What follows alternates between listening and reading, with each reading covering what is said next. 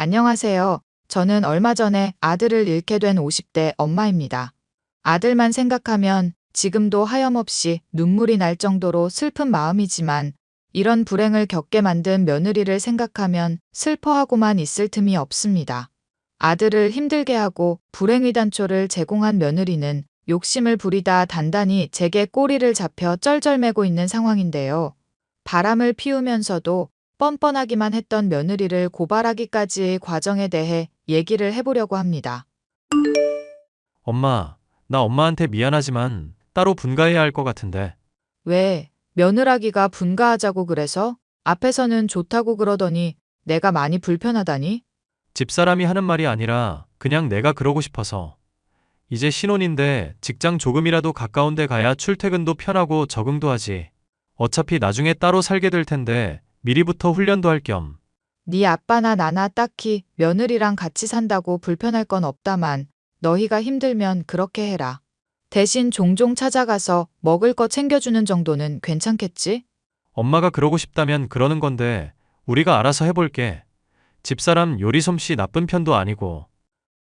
그래, 걔가 아주 요리도 잘하고 야무진 면이 있더라. 어디서 배웠는지 몰라도 아주 잘해. 집사람 원래 요령이 좋아서 어릴 때부터 뭐 하나 가르치면 금방 익히고 그랬다더라고. 저번에 나랑 같이 당구 치러 간 적도 있었는데 금방 익히고 사람이 머리가 좋은 것 같아. 엄마한테 아침부터 마누라 자랑이니?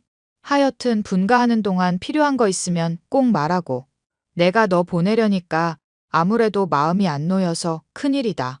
비밀번호 알려줄 테니까 종종 찾아오면 되지. 며느리 눈치 보여서 어떻게 그러겠어. 오기 전에 미리 연락만 하면 괜찮을 거야. 그리고 와서 엄마 내키면 쉬고 가도 되고. 들릴 일 있으면 용건만 후딱 해결하고 나오마. 그리고 네 아빠 손주 많이 보고 싶어 하더라. 나도 그렇고. 에이, 엄마. 이제 신혼인데 손주는 무슨 손주야. 너희 혼인신고도 안 하고 결혼식도 단출하게 올린 상황이잖니. 애라도 있어야 부부 사이에 끈끈한 뭔가가 생기는 거야. 법적으로 안 묶여 있으면 애로라도 묶여야지 않겠어? 그건 우리가 알아서 때 맞춰서 잘할 거니까 걱정하지 마시고 엄마 아빠 둘 다 건강 잘 챙기면서 지내. 아들과 결혼한 며느리는 첫인상도 싹싹하고 같이 지내는 동안도 예절이 바르던 아이였었습니다. 하지만 아들이 결혼하고부터 전보다 더 표정이 어두워지고 살도 빠졌기 때문에 그것이 며느리 때문은 아닐까 걱정하고 있었는데요. 아들도 며느리도 둘 다 아니라고 하니 저로서는 믿을 수밖에 없는 일이었죠. 얘야, 너희 먹으라고 장조림 맛있게 잔뜩 해놨는데 가져다 줄까? 소고기도 듬뿍 넣고 간도 적절해서 아주 밥도둑이 따로 없구나. 어쩌죠, 어머님? 사실 얼마 전에 친정엄마가 이미 장조림을 잔뜩 해주셔서요. 이미 해준 것도 다 못 먹고 썩히는 중이라 받기가 그러네요. 정말 죄송해요, 어머님. 네가 죄송할 건 뭐니? 어차피 하는 김에 손 크게 한 건데 다른 집 주고 나도 다른 거 받아오면 된다. 그래, 뭐 필요한 건 따로 없고? 어머님이 늘 챙겨주신 덕분에 부족한 게 없네요. 다만 걱정인 게 그이가 요즘 밥을 못 먹고 통 말라가고 있어서요. 밥을 못 먹는다니 건강이 어디 안 좋은 건 아니고? 저도 물어보니까 회사 일 때문에 스트레스가 많은 모양이더라고요. 잘하면 회사 관둘 수도 있을 것 같은데 어떻게 해야 할지 고민이 되네요. 진용이가 회사 일로 고민인 줄은 전혀 몰랐구나. 들어가고 싶던 회사라서 잘 다니는 줄로만 알았더니. 원래 회사든 집이든 사람 관계가 제일 힘들고 스트레스라잖아요. 그이가 적응 혼자 하려고 노력하고는 있는데 옆에서 보고 있으면 너무 안쓰러워요. 그래도 너처럼 걱정해주는 이쁜 마누라가 옆에 있어서 다행이구나. 오늘처럼 진용이 문제 편하게 얘기해주고 힘든 일 있으면 친엄마라 생각하고 편히 얘기하렴. 네, 감사합니다. 어머님. 어머님 덕분에 너무 든든하고 좋네요. 저희 선에서 할 수 있는 일은 해결해 보되 힘에 부친다 싶은 건 전달해 드릴게요. 며느리의 집안 역시도 저희와 마찬가지로 넉넉하지 못했었던 형편이었던지라 걱정이 많이 있었는데요. 다행히도 없는 형편에 살림을 잘 꾸려나가고 근검절약하는 모습을 보여서 며느리 하나는 잘 들였다 생각이 들었습니다. 그런데 어느 날 저는 우연히 아들을 만나러 인근에 방문했다가 명품 가방을 걸치고 비싼 차에서 내리는 며느리를 보게 되었습니다. 처음에는 다른 사람인가 생각해 보았지만 걸음걸이부터 행동거지까지 모두 며느리가 틀림없었죠. 예, 내가 오늘은 조금 의아한 일이 있어서 말이다. 너 누구 차에서 내리던데 명품 가방을 걸치고 있길래. 내가 당장에는 말을 못 걸었었다만 나중에 곱씹어 보면서 아무리 생각해봐도 너길래 묻는다. 어머님 저 영주차에서 내릴 때 보셨구나. 영주? 그게 누구니? 제 고등학교 시절 동창인데 집이 엄청 잘 사는 친구예요. 가끔 만나서 커피나 마시고 수다 떨고 그러면서 노는데 저한테 선물로 명품 가방을 줬더라고요. 저는 필요 없다고 하는데 꼭 받으라고 어울릴 것 같다고 하도 성화여서요. 그렇구나. 나는 또 하도 착용한 폼이 자연스러워서 네가 산 건 줄 착각했지 뭐니. 무슨 소리라세요, 어머님. 저는 입맛도 취향도 싸구려라서 이런 명품 같은 거 부담스럽기만 해요. 생일도 아니고 제가 환불할까봐 친구가 보증서 맞는다고만 안 했어도 바로 환불해버릴 수 있었는데 못 그래서 아쉽네요. 얘 선물인 걸 또 뭘 환불까지 하고 그러니. 어차피 그런 좋은 가방 같은 것들도 막 쓰면 쓸수록 좋아진다더구나. 그러니까 괜히 남 준다거나 환불할 생각 말고 그냥 네가 쓰고 다니거라. 저한테 그런 게 어울리기나 할까요? 내가 보기엔 그보다 잘 어울릴 수 없을 정도로 예쁘게 잘 봤더구나. 감사해요, 어머님. 제가 나중에 성공해서 어머님께도 이쁜 가방 사드려야 할 텐데. 얘 말만으로도 고맙다. 당시에 며느리를 차 태워준 것이 친구라는 말에 그렇게 위화감을 느끼지 못했으나 나중에 곰곰이 생각을 해보니 이상한 점이 있었는데요. 생일도 아닌 날 며느리가 선물을 받는 것도 석연찮은 점이 있었고 차량 역시도 여자가 몰기보다는 남자가 몰 법한 크기와 색깔이었었죠. 차 안에 있던 사람의 얼굴도 봤으면 좋았을 텐데 그러지 못한 게 아쉬웠는데요. 아들, 엄마가 괜한 노파심에 하는 말일 수도 있으니 걸러들어라. 내가 얼마 전에 며느리를 길에서 만난 적이 있었는데 좋은 차에서 내리고 명품 가방도 들고 있더구나. 걔 말로는 가방은 선물 받은 거라고 하고 차는 친구 거라고 하던데 정말 그런지 알 수 없어서. 내가 요즘 그거 신경이 쓰여서 악몽도 꾸고 그래. 엄마 최근 찾아왔을 때 표정이 안 좋다 싶더니 그런 걸로 고민하고 있었던 거야. 왜 그걸 또 혼자 꽁꽁 싸매고 있었어? 아니, 내가 너희 둘 사이가 걱정되니까 하는 말이지.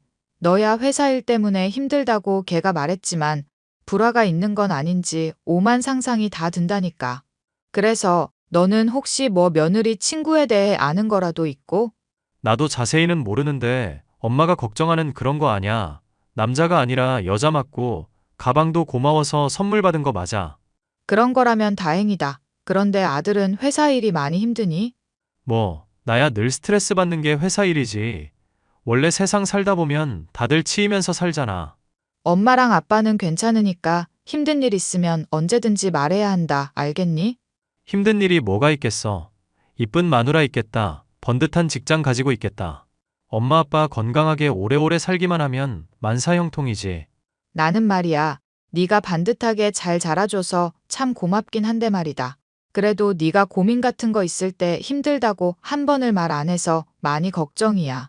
군대 가서 고참이 괴롭힌 것도 너 전역하고서야 알았고. 지금도 너 회사 일 때문에 힘든 거 며느리 통해서나 들었으니 이게 엄마 노릇을 제대로 하는 건가 싶다. 엄마가 그렇게 아들 걱정해주고 신경 쓰는 것만으로도 도리 충분히 다하고 있으니까 걱정하지 마. 자신을 걱정하지 말라는 아들에게는 정말로 별다른 걱정이 없는 건가 생각할 때였죠. 아들은 며느리와의 결혼 생활이 6개월 정도 접어들었을 즈음 제게 연락을 해왔었는데요. 엄마, 미안한데 다달이 보내던 용돈 좀 당분간만 끊으면 안 될까? 그리고 나 너무 돈이 필요해서 그런데 30만 원만 빌려줘. 네가 호의로 주는 거니 용돈에 대해서 내가 왈가왈부할 건 아니지만 무슨 일이라도 있는 거니? 네가 이렇게 아쉬운 소리를 나한테 안 하고 지내서 많이 걱정되는구나. 원래 내가 식당 같은 거 따로 챙기고 안 그랬었잖아. 그런데 그거 챙기기도 하고 알아볼 일도 있고 그래서 그래. 엄마가 힘들면 안 그래도 되니까 신경 쓰지 마. 다시 말하지만 엄마는 아들 고민 언제나 들어주고 싶고 해결해주고 싶은 사람이야. 고민이 있으면 뭐든 털어놓아도 괜찮다니까? 만약에 내가 집사람이랑 이혼하고 싶다고 하면 엄마 생각은 어떨 것 같아? 왜 이혼하는지 이유는 묻지 말아주고. 결혼하는 것도 이혼하는 것도 당연히 아들 뜻이니 따라주고 싶지. 그런데 그 이유 정도는 엄마로서 들을 자격이 있지 않을까? 네 아빠도 궁금해할 테고. 왜? 둘이 성격이 안 맞아? 그냥 같이 사는 것보다 혼자 사는 게 더 좋지 않나 싶어서 물어봤어. 싸운 것도 아니고 결혼 생활이라는 게 생각보다 쉽지 않아서. 원래 부부 싸움은 칼로 물베기라고 하잖니. 네가 당장은 힘들어도 견디다 보면 그게 또 달리 보이는 때도 있는 법이야. 그렇다고 혼자 끙끙 싸매지만 말고 엄마한테 꼭 말을 하고, 알겠지? 사실은 나 집사람이랑 일주일 전에 이혼했어. 엄마한테 말을 해야 한다고 생각하고 있었는데 이렇게 통보식으로 처리해서 미안. 세상에? 무슨 일이 있었길래 갑자기 이혼이라니? 나도 정리하고 처리할 일들이 많아서 한 번에 다 말하기가 쉽지 않네. 조만간 집에 한번 들릴 테니까 그때 얘기하자. 응? 집사람은 집에서 나갔으니까 엄마가 와도 되고. 그래, 엄마랑 아빠는 늘 네 편이니까 꼭 말해줘야 한다. 알겠지? 아들은 반듯한 성격이었지만 부모를 의지하지 않고 혼자서 일을 처리하려는 버릇이 있어서 저는 걱정이 많았죠. 그래도 이렇게까지 간곡하게 호소했으니 얼마 지나지 않아 이혼과 관련된 문제를 털어놓지 않을까 싶었는데 아들의 입으로 이 문제와 관련된 얘기를 들을 기회는 찾아오지 않았습니다. 퇴근길에 마주해오는 트럭에 박아 즉사했다는 아들. 회사 동료들이라는 사람들에게서 이 소식을 들었던 순간부터 졸도하려는 정신을 부여잡으려 간신히 힘을 써서 장례를 끝마칠 수 있었는데요. 장례 기간 내내 며느리에게 일을 알렸지만 무얼 하는지 전혀 연락이 닿지 않았었죠. 우리 애가 죽은 마당인데 이건 왜 자리도 자리하지 않고 정말 너무한 거 아닌가 싶어. 둘이 이혼한 마당에 장례식 꼭 참여할 의리야 없겠지. 그보다 당신 진용이한테들은 얘기 좀 자세히 해봐. 둘 사이에 무슨 일이 있었길래 이혼을 한 거야? 얘기는 나도 자세하게 못 들어서 모르겠지만 성격 차이 같은 게 아닐까 싶어. 진용이가 전화로 할 얘기는 아닌 것 같다고 해서 마저 못 들었네. 진용이 그렇게 간 거에 만약 며느리 고년이수 쓴 거 조금이라도 있기만 해봐. 내가 고년 그것 꼭 감옥에 쳐넣든지 하고야 말 거니까. 아직 확실한 거 하나 없는데 미리부터 열 올리지 말자. 그리고 조만간 진용이 짐 가지러 집에 들를 건데 당신도 갈 거지? 당연히 가야지. 아이고, 불쌍한 우리 아들. 혼자 외롭게 죽어갔을 생각하면 내가 이 나이에 지금 눈물이 다 나와. 우리가 행복해야 하늘에 있는 아들도 부모님 주책이다. 안 그러면서 편하게 보지. 당신도 마음 단단히 먹어. 알겠어? 그렇게 저희 부부는 아들의 집에 방문해서 짐을 정리하고 있었는데요.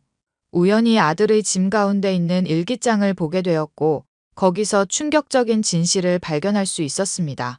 저희에게는 다소곳하고 사람 좋아 보이던 며느리가 사실은 대놓고 바람을 피우고 다니고 과소비로 아들을 아주 힘들게 했다는 내용이었죠. 이 사실을 저희에게 말하자니 저희가 너무 힘들어할 것 같아서 어떻게 전해야 할지 모르겠다는 내용에 저와 남편은 그 자리에서 오열할 수밖에 없었는데요. 그 내용을 들고 변호사한테 가니 충분히 형사 문제로까지 취급될 수 있는 일이라고 하시더군요. 어머님, 그이 죽었다면서요? 장례식 때는 연락이 닿지도 않더니 이제야 보이는구나. 내 아들 죽을 때 너 대체 뭐 하고 있었니? 저 이혼 당했고 이미 남이나 다름없는 마당에 그게 중요할까요? 됐고 당장 그이 집에서 나가주세요. 이제 제 집이니까요. 그이가 저한테 집 준다고 약속도 했었고요. 그래, 한번 들어와 보거라. 반응이 영 이상하시네요. 저는 딱히 얼굴 뵙고 싶은 마음 없으니까 깔끔하게 법적으로 처리할 것만 하자고요. 그래, 너 아주 말 잘했구나. 네가 우리 아들 결혼 초부터 바람나선 다른 남자랑 비교하고 돈으로 핍박해대고 바람 피우고 다녔던 거 다 알고 있다. 대체 그게 무슨 황당한 얘기예요? 집 주기 싫으면 싫다고 하시지 왜 없는 이야기를 지어내시냐고요. 그동안 앞에선 착한 척 굴면서 뒤로는 얼마나 호박씨를 깠는지도 잘 알고 있어. 변호사 도움 받아 핸드폰의 대화 내용 복원하니 아주 가관도 아니더구나. 심지어 우리 아들 사망보험 가입하라고 종용하면서 피곤하다는데도 데리러 오라고 부려먹고 그랬다며. 교통사고 날지도 모른다고 걱정하는 애한테 안 그러면 이혼이라고 협박하는 네 말까지 다 담겨 있다. 이래놓고 아들이 고생해 산 집을 달라느니 뭐니 하는 소리가 나오니 넌? 그럼 깔끔하게 포기를 하든지 할게요. 그럼 되잖아요. 그렇게는 안 되지. 네가 이제까지 과소비로 아들한테 뜯어냈던 돈이야 그렇다 치더라도 정서적으로 학대한 것만은 곱게 못 넘어간다. 우리한테도 막대하는 거 보고 싶지 않으면 잘하라고 협박했었으니 착한 우리 아들이 그렇게 힘들어하지. 너 조만간 감옥 갈 준비나 하고 있거라. 어머님, 그게 감옥까지 갈 일이 되나요? 못난 남편 만나서 억울한 제 입장도 고려하셔야죠. 그리고 결국 저랑 결혼한 것도 그의 선택이잖아요? 피곤하고 힘들다면서도 제 뜻대로 따라온 것도 그 사람이고, 교통사고도 본인 실수잖아요. 그래, 아주 네가 말 잘했구나. 그럼 네가 저지른 일들도 네가 선택한 거니 똑같이 책임지려무나. 아줌마, 정말 이렇게까지 해야겠어? 내가 집 포기하겠다고 하잖아. 짐승만도 못한 본색을 드러낸 전 며느리에게 더는 할 말이 없었습니다. 아들을 협박하고 착취해 이혼까지 결심하게 할 정도로 힘들게 해놓고 뻔뻔하게 집까지 요구한 미친 인간을 용서해줄 이유는 없죠. 곧 있을 재판의 결과가 부디 정의롭게 결말을 맞이해 하늘에 있는 제 아들에게 위안이 되었으면 좋겠습니다. 사연 끝까지 들어주셔서 감사합니다.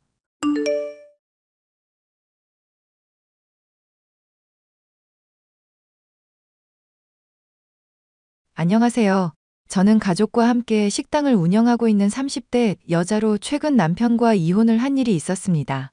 무직 백수인 남편의 바람을 알고도 용서해줬고 집안일은 제가 도맡아 했음에도 변화하지 않는 모습에 실망해서인데요. 그 과정에서 남편과 시어머니를 울며 매달리게 만든 일이 있어 얘기를 해볼까 해요.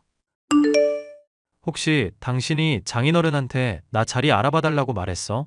당신 일자리 구하는 거 힘들어 보이길래 말이나 해본 거야. 가게가 크니까 일손 하나 더 필요하기도 했고. 이런 문제로 나 동정하지 말라고 내가 분명 말했을 텐데? 이게 자꾸 하늘 같은 남편 말을 안 듣고 멋대로 설쳐대? 나는 당신 생각해서 얘기 꺼냈던 거야. 당신이 이렇게 싫어하는 줄 알았으니까 앞으로는 얘기도 안 꺼낼게. 나는 말이지 내가 알아서 직장 구하겠다고 했으면은 알아서 직장 구할 거야. 네가 이렇게 참견 안 해도 내가 잘할 수 있다고. 왜 자꾸 사람이 말을 한 번 할 때 못 알아먹고 짜증나게 만들지? 여보 미안해. 내가 생각이 짧았어. 아빠한테 말했던 거 다 취소할 테니까 화 풀어라, 응? 앞으로 이런 문제 또 발생하면 내가 그때 너 가만 안 둔다고 경고했지. 미안해. 공무원 시험을 준비한다고 하면서 콧대만 높던 남편은 대학을 졸업한 이후에 직장이라곤 단 한 번도 가본 적이 없는 사람이었습니다. 결혼할 때만 해도 금방 자리를 잡을 수 있을 것이라면서 자기를 믿으라고 말하던 남편이었지만 결혼한 지 1년이 다 지나도록 무직 백수 신세로만 집에서 뒹굴뒹굴하고 있는 모습에 점점 인내심의 한계를 맞고 있었습니다. 가족이 반대한 결혼을 고집부려서 했기 때문에 친정에는 이러한 사실들을 얘기할 수도 없었는데요. 태호 씨는 직장도 안 다니고 있으면서 뭐 그렇게 자존심이 셋이다니? 나 같으면 식당 직원이라도 시켜주겠다고 하면은 감사합니다 하고 엎드려 절을 하면서 하겠다. 원래 그 사람이 자존심 빼면 시체인 사람이라고 자기 입으로도 말하고 다녀. 남자답고 또 마초적이고 이런 거 엄청 신경 쓰고 챙기려는 사람이야. 한마디로 가부장 끝판왕이라 이거네. 야, 그런데 아무리 그래도 그렇지. 네가 식당 일하고 돈도 버는 사람이잖아. 그런데도 남편이 집안일 하나도 안 한다는 건 좀 심하지 않냐? 너도 한번 말을 해봐. 가사 분담하자고 그게 맞는 거 아니냐고. 애초에 결혼할 때 약속했던 게 집안일은 일체 내가 한다는 조건이었는데 인제 와서 어떻게 말을 해. 야, 그러면은 네 남편이 평생 집안일 안 하고 계속 백수로 지내는데도 너 혼자 집안일 하겠다는 얘기야? 거기까지는 생각을 안 해봤는데 그 상황이 되면은 뭐라도 말하게 되지 않을까? 내 말이 그 말이야, 계집애야. 지금 네 남편한테 따져야 할 타이밍이라고. 그래도 지금 공무원 시험 공부 중이고 합격만 하면 나 호강시켜 주겠다는 사람한테 어떻게 그래? 야, 대학 졸업하고 공무원 시험 공부한 게 벌써 몇 년이냐? 너희 사귄 게 벌써 3년은 넘었으니까 공부한 기간만 해도 얼마냐고. 그동안 농땡이 안 부리고 하루에 2시간씩만 공부했어도 이미 붙었겠네. 남편은 무직 백수에 저 혼자 집안일과 일을 맡아 하고 있다는 사정을 잘 알고 있는 친구는 이런 저를 답답해했습니다. 물론 저 또한 남편에게 집안일의 분담 문제를 얘기하지 않은 것은 아니었으나 공무원 시험 공부를 해야 한다는 명목하에 철저하게 집에서는 가만히 있는 사람이 남편이었죠. 일을 하고 고된 몸으로 집으로 돌아와서도 밀린 설거지며 청소며 빨래도 해야 하는 생활이 많이 지쳤지만 이런 제 모습을 감사해야 하지 않는 남편과 시어머님 때문에 정신적으로도 아주 힘들었습니다. 예, 나 김장할 게 많이 생겨서 그런데 너 와서 내 김장 좀 도와주거라. 태우한테 듣자 하니 휴가라면서. 어차피 집에서 할 것도 없잖니. 어머님 죄송하지만 제가 오늘은 정말로 몸이 안 좋아서요. 그래서 집에서 푹 쉬려고 휴가 받았던 건데요. 그래서 내가 배추 30포기 넘게 사놨는데 이 많은 양을 나 혼자 다 처리하란 말이냐? 혼자 하기 좀 힘드시면 그이라도 보내서 도와드릴까요? 너 그게 무슨 소리냐? 공무원 시험 공부한다고 하루하루가 바쁜 애를 지금 김치나 담그게 하겠다는 거냐? 말씀드렸다시피 제가 몸이 많이 안 좋고 오늘은 힘이 드네요. 다른 날이면 괜찮았을 텐데 오늘은 제가 좀 안 될 것 같아요. 나 때는 말이다. 시어머니가 부르면 아무리 거리가 멀어도 어떤 시간이라도 달려갔어야 했어. 그런데 너는 지금 거리도 가깝고 시간도 적당할 때 불렀는데 대체 뭐가 문제란 말이니? 그리고 몸이 아픈 것도 따지고 보면 네가 게을러서 생긴 일 아니냐? 그게 무슨 말씀이세요? 제가 게을러서 병이 생겼다는 말씀인가요? 저 새벽같이 일어나서 가게 재료 준비며 일이며 했다가 저녁 늦게 퇴근해서 설거지며 청소도 혼자 다 하고 있어요. 지금 네가 생색내는 것만 봐도 얼마나 평상시에 게으른지 알겠구나. 너는 그거 꼴랑이라고 아프다, 힘들다 하는데 나는 칼바람 몰아치는 겨울에 손빨래 하던 사람이다. 어머님 세대랑 제 세대는 아무래도 다를 수밖에 없겠죠. 그런 식으로 핑계나 대니까 네가 안 된다는 거다. 평상시에도 우리 아들 얼마나 눈치 줄지 눈에 아주 훤하구나. 애가 공부에 집중해야 하는데 이럴 거면 차라리 집을 따로 장만해 주든지 해야 하는 거 아니니? 어머님, 그이가 돈 안 벌어온 지 벌써 1년이 넘어가고 있어서 신혼집 월세, 대출, 생활비 등으로 자금이 아주 빠듯해요. 그이 공부하겠다고 집 따로 장만하는 것도 많이 낭비인 것 같아요. 그리고 그이 학원 강의 듣는 인근에 독서실도 정기권으로 끊어서 잘만 쓰고 있고요. 겉 봐라. 집에서 편하게 있어도 되는데 너 배려해서 밖에 나가주잖니. 그것만 봐도 걔가 얼마나 무던하고 배려심 많은 성격인지 모르겠니? 어찌된 애가 감사할 줄을 몰라? 시어머니의 말을 들으면 제가 기본도 못하고 불평불만만 늘어놓는 몹쓸 며느리처럼 느껴만 졌는데요. 헌신해도 비난으로 돌아오니 몸을 떠나 정신적으로 너무 힘들어서 포기하고 싶은 상황이 되었습니다. 그래서 저는 남편에게 생각만 하고 있었던 특단의 조치를 시행하기로 마음먹었습니다. 친구도 이런 제 생각이 좋다면서 격려를 아끼지 않았죠. 그래, 잘 생각했어, 계집애야. 네가 대체 뭐가 아쉬워서 이렇게 지고만 사는지. 그동안 얼마나 갑갑했는지 알아? 돈도 네가 다 벌고 집안일도 혼자 다 하면 대체 네 남편은 하는 게 뭐냐고. 이제 나 남편한테 더는 참지만 않고 지낼 거야. 남편 공부야 배려하겠지만 집안일 안 하면 용돈도 안 줄 거고 자기가 어지른 건 자기가 치우게 하려고. 생각해보면 너무 당연한 건데 시어머니랑 남편 둘 다 쪼아대니까 나는 내가 잘못하고만 있는 줄 알았어. 만약에 남편분이 그렇게 못하겠다면 어떻게 할지 생각은 해놓았고? 그 문제는 아직 생각 안 해봤는데 닥치면 어떻게든 되지 않을까? 아니지, 바보야. 남편이 반박하고 나서는데 괜히 거기서 할 말 생각도 안 해놨다가 기선이라도 제압당하면 어쩌려고. 그럼 어떻게 하는 게 좋을까? 최소한 남편이랑 이혼하겠다. 그 정도 각오는 있어야 말이 되지. 내가 봤을 때 그 정도 각오 아니고서는 네 고집불통 남편이랑 시어머니 못 이겨 먹어. 안 그래도 너무 힘든 날마다 떠올리는 단어가 이혼이기는 해. 생각해보면 남편이랑 나 사이에 애가 있는 것도 아니겠다. 할라치면 못할 것도 없지 않나 싶어서. 그럴 각오라면 걱정 없겠다. 남편한테 잘 얘기해보고 집안일 잘 분담하길 바랄게. 아니, 집안일 분담이 아니라 남편한테 아예 확 맡겨버려. 맘 같아서는 그러고 싶기는 한데 남편이 말을 들으려고 할지는 모르겠다. 안 들으면 또 어때? 어차피 너 이혼할 각오도 있으니까 그대로 진행해버리면 그만이지. 고마워. 네 말 들으니까 많이 위로되고 용기가 난다. 남편이며 시어머니 문제로 아주 힘들었는데 이제는 진짜로 벗어날 수 있을 것 같아. 친구의 격려를 받은 저는 용기 백배하여 남편에게 집안일과 관련된 얘기를 꺼내기로 마음먹었습니다. 남편이 거절한다면 그동안 혼자 가사노동한 것까지를 포함해 위자료에 포함할 각오도 되어 있었죠. 이 얘기를 하기 위해 평상시보다 일찍 집에 갔는데 웬걸 남편은 헤드셋을 끼고 게임을 하면서 아예 푹 빠져 있더라고요. 누구 때문에 제가 가게 일이며 집안일로 고생하는데 게임이나 하고 있나 화가 머리끝까지 나서 헤드셋을 벗기고 컴퓨터를 끈 뒤 집을 뛰쳐나갔습니다. 야, 너 미쳤어? 내가 잠깐 머리 식히려고 게임을 한 건데 그 사정 들어보지도 않고 사람을 이렇게 무시해? 나는 당신이 하루 종일 공부하는데 지장 생길까봐 입술에 물집 잡힐 때까지 고생하면서도 아쉬운 소리 한 번을 안 했어. 헤드셋 끼고 게임을 하는 포즈가 하루 이틀이 아니던데 나 없을 때 얼마나 신나게 놀아댔을지 감이 오네. 딱 하루만 게임을 한 게 전부라니까. 이게 왜 사람 말을 못 믿고 그래? 저번에 핸드폰 결제 이상한 걸로 몇십만 원 빠져나갔었는데 생각해보니까 그것도 답이 나오네.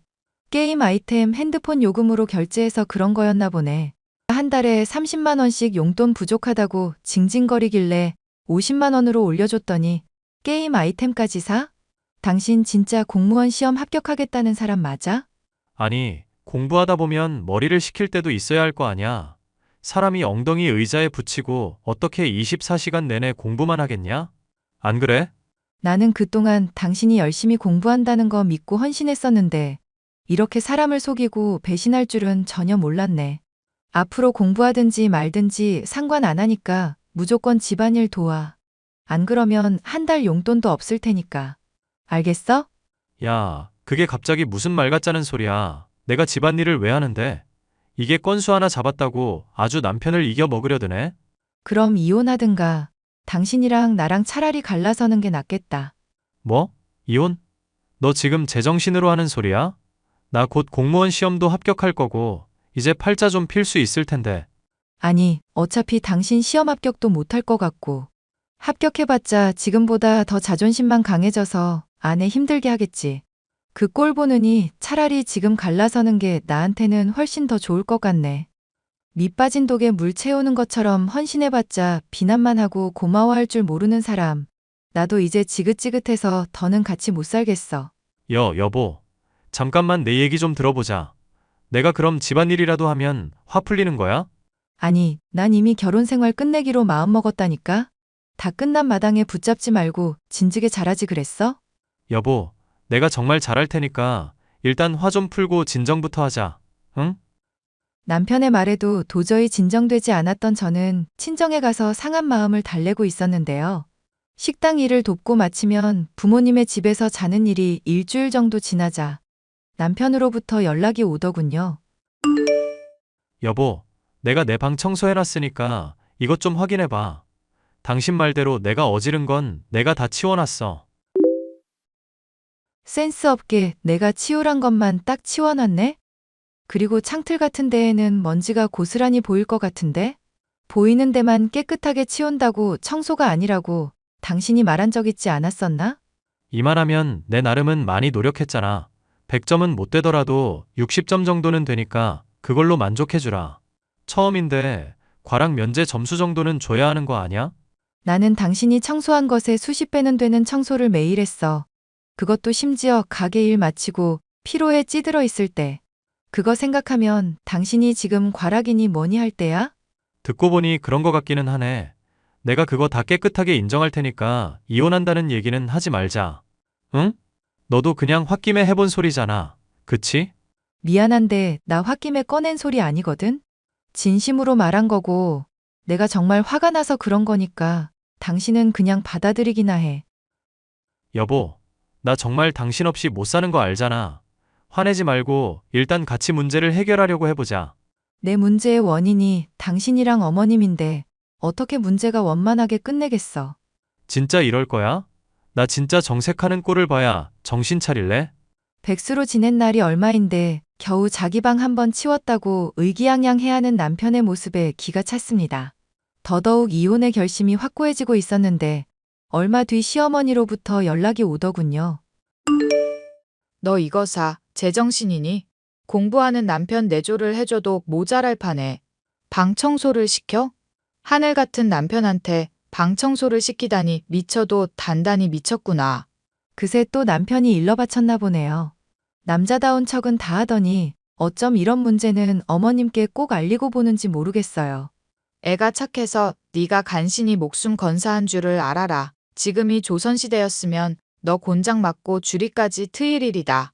공부한다는 핑계로 놀고 먹으면서 게임이나 하다가 저한테 걸린 이야기는 안 했나 보네요. 돈도 없는 게 놀고 먹으면서 마누라 등쳐먹었으면 조선시대라도 제가 아니라 남편이 줄이 틀리지 않을까요? 너 유서 깊은 우리 진가 집안을 뭐로 보고 말을 이렇게 함부로 하는 거냐. 정말 집안 어른들 다 불러서 혼쭐을 내줘야 정신 차리겠니? 몰라, 이 미친 아줌마야. 뭐, 미친 아줌마? 이게 진짜 미쳐서.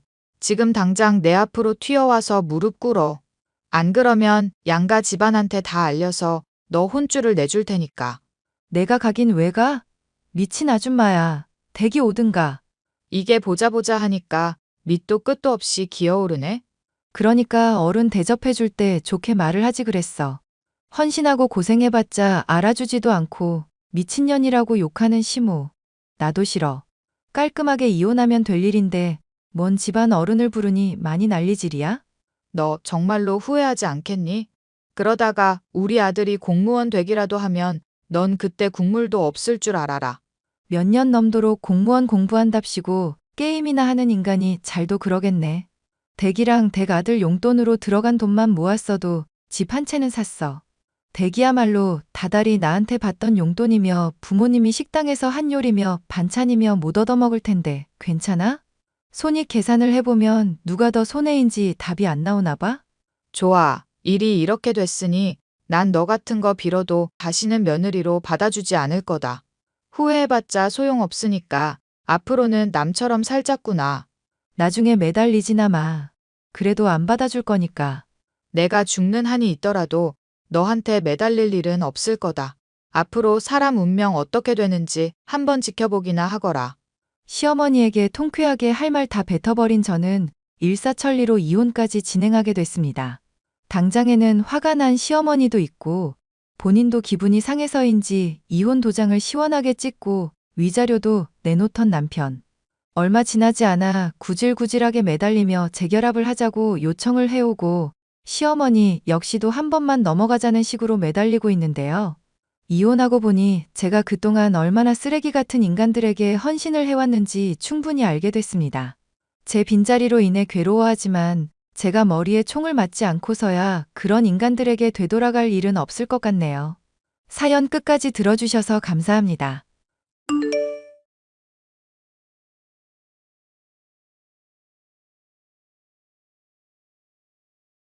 안녕하세요. 저는 고졸 공채로 대기업에 들어가서 지금까지 성실하게 근무하고 있는 30대 여성입니다.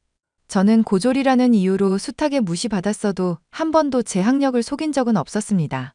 제가 가진 능력과 실력을 당당하게 보여주는 것만이 이 사회에서 살아남는 길이라고 생각했거든요. 그런데 어떤 사람은 자신의 학력을 속이고 이득을 취하기도 하더군요. 오늘은 이와 관련된 이야기를 들려드리고 싶어서 이렇게 사연을 보내게 되었습니다. 오늘 프러포즈 정말 감동적이었어. 나도 모르게 펑펑 울었지 뭐야. 내가 오늘을 위해서 정말 많은 걸 준비했거든. 자기가 좋아해줬으면 좋겠다는 마음 하나만으로. 그런데 내 상상 이상으로 좋아해주고 감동받아서 나까지도 울 뻔했어. 자기가 내 청혼 받아줘서 정말 기뻐, 사랑해.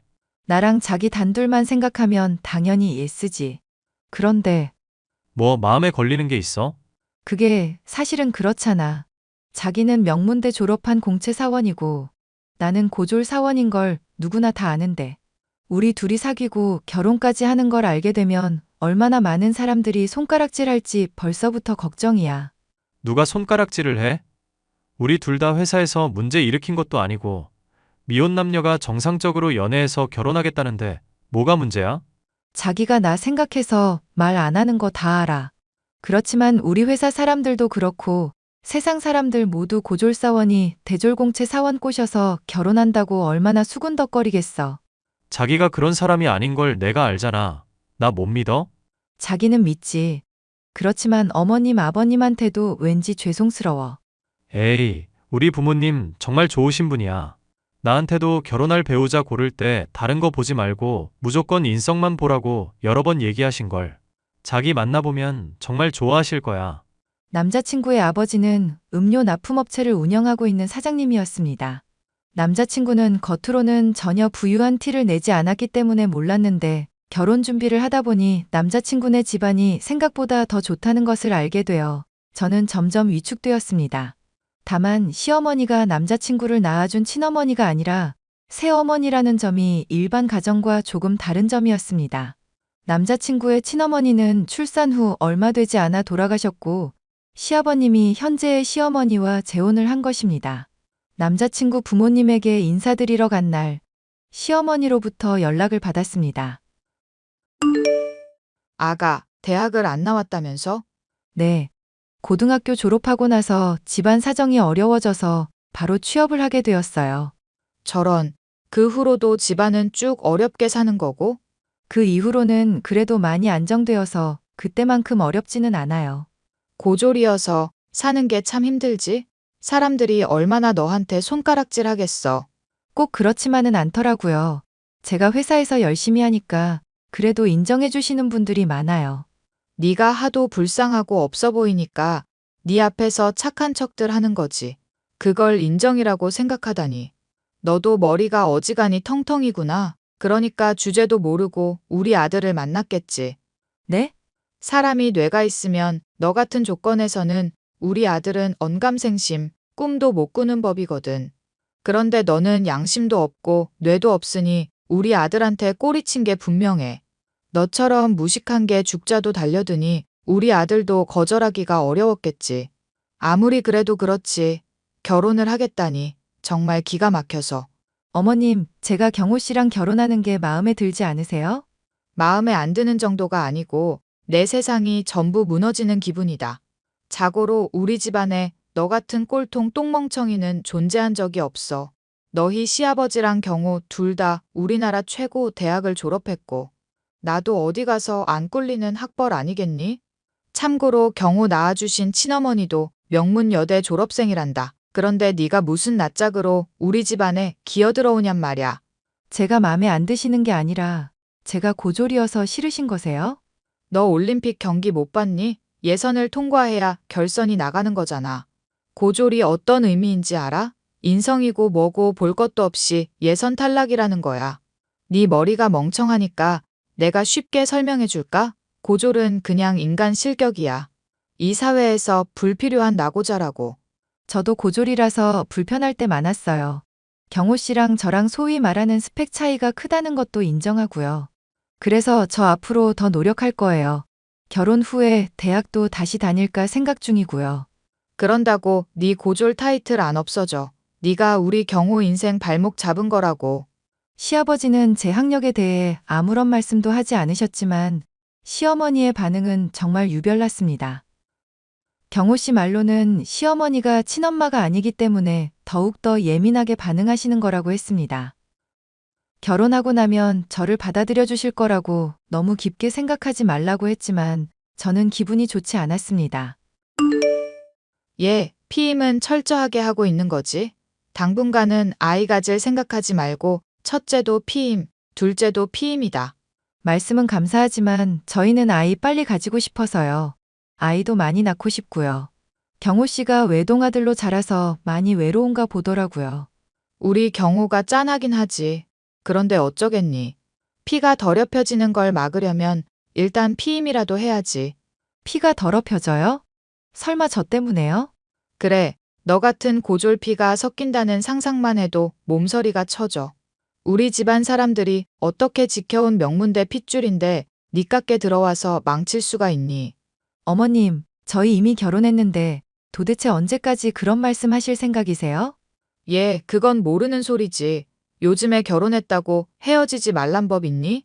우리 경호가 워낙 순진하고 눈이 낮아서 너 같은 거랑 결혼까지 했지만 두고 보렴.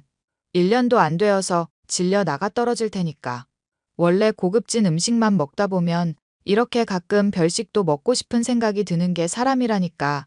그때 가서 아이 핑계 대면서 우리 경호 발목 잡을 생각하지 말고 피임이나 잘해. 정말 너무 어이가 없네요.